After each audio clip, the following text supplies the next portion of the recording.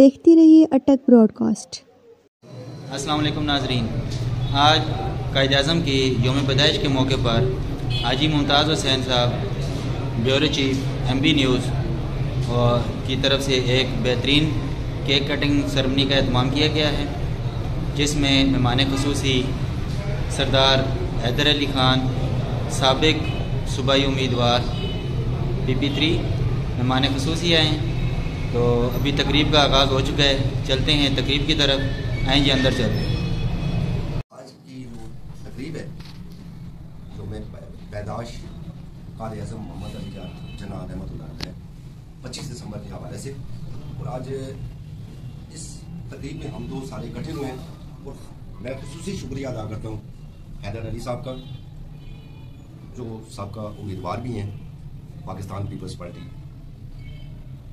अटक से, हल्का PP3 है इनका, और कि यहाँ पे तशरीफ़ लाए और सब दोस्तों के साथ इस तकरीब का जो आज का मकसद था वो ये था कि आज की तकरीब में 19 सालगिरह का केक काटना। इस पर रवायत हमारा दावत न्यूज़ के स्टूडियो में हर साल ये तकरीब होती है, 4 इवेंट होते हैं हर साल, तो यहीं पे हम करते हैं। शुक्र अल्हम्दुलिल्लाह तमाम दोस्त जो आज हमारे साथ बैठे हैं इसी तरह हर साल हमें शर्फ बख्शते हैं कि हमारे स्टूडियो में आते हैं, हमारी इज्जत अफजाई करते हैं।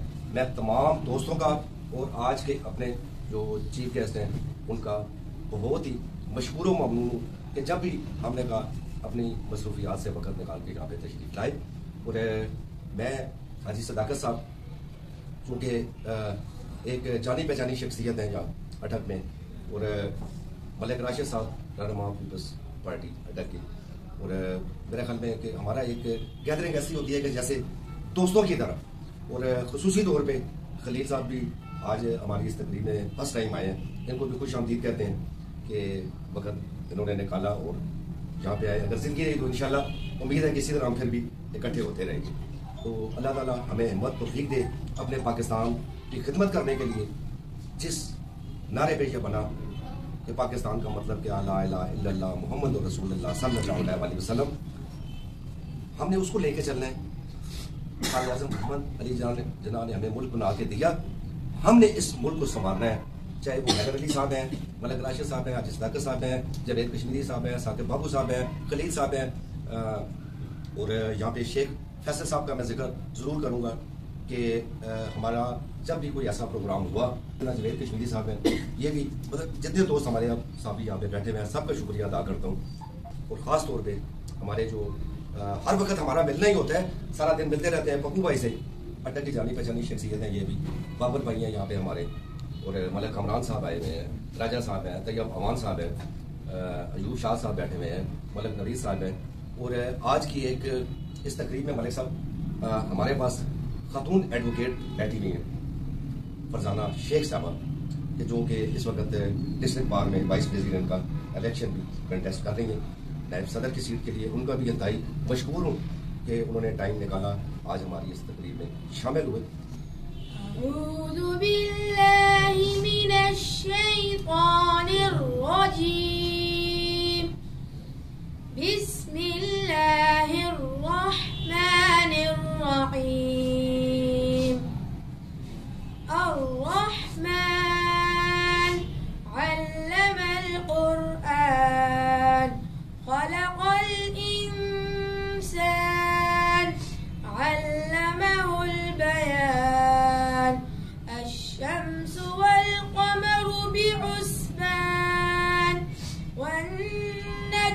والشجر يسجدان والسماء رفعها ووضع الميزان ألا تطغوا في الميزان وأقيموا الوزن بالقسط ولا تخسروا الميزان والأرض وضعها للأنام فيها فاكهة والنخل ذات الأكمام والحب ذو العصف والريحان فبأي فبأي آلاء ربكما تكذبان خلق الإنسان من صلصال كالفخار وخلق الجان من مارج من نار فبأي آلاء ربكما تكذبان صدق الله العظيم।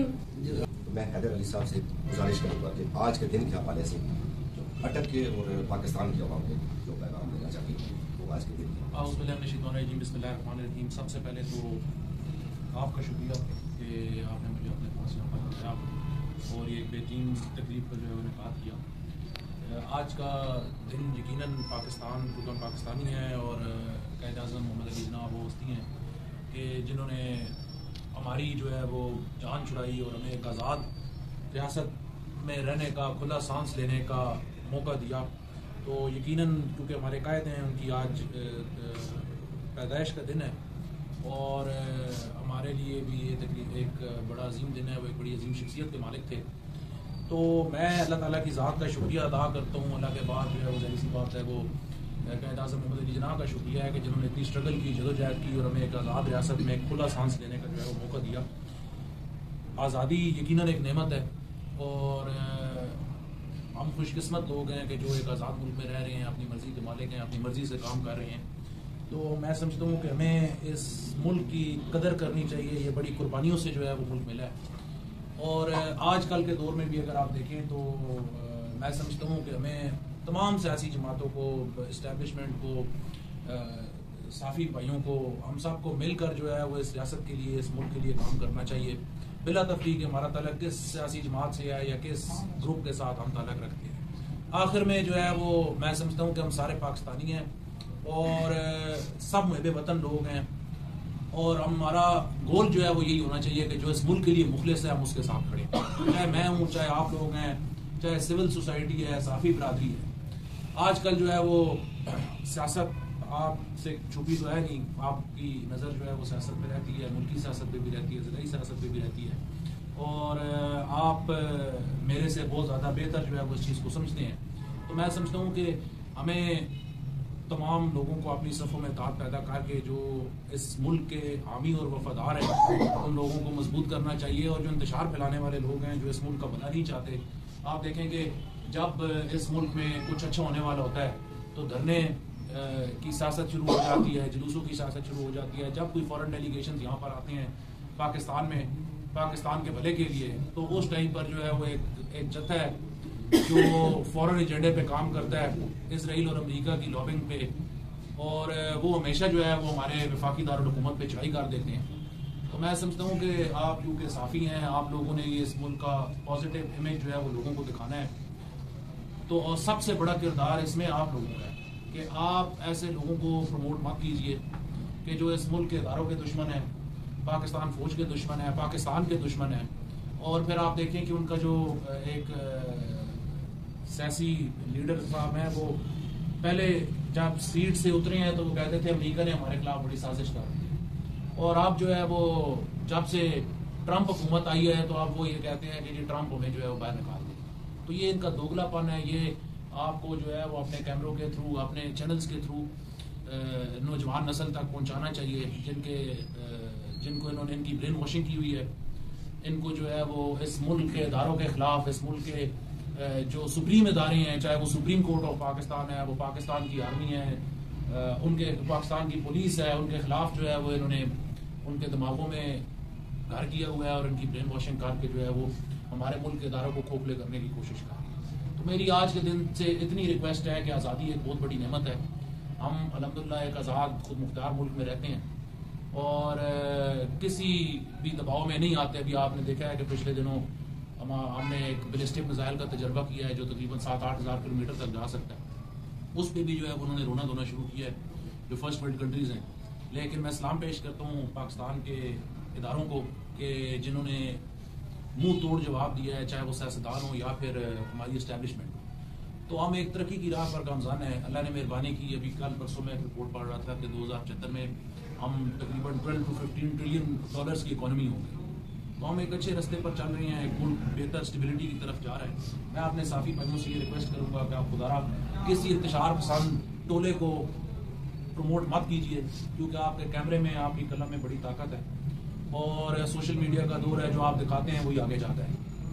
तो बेवतन पाकिस्तानी होने के नाते ये मेरी आपसे रिक्वेस्ट है कि किसी ऐसे शेर पसंद नासर को जो है प्रमोट ना किया जाए जो इस मुल्क और कौम के खिलाफ काम करे। आखिर में आप तमाम लोगों को जो है वो आज का दिन मुबारक हो। आपको अल्लाह ताला से दुआ है कि अल्लाह ताला इस मुल्क में पहुँच।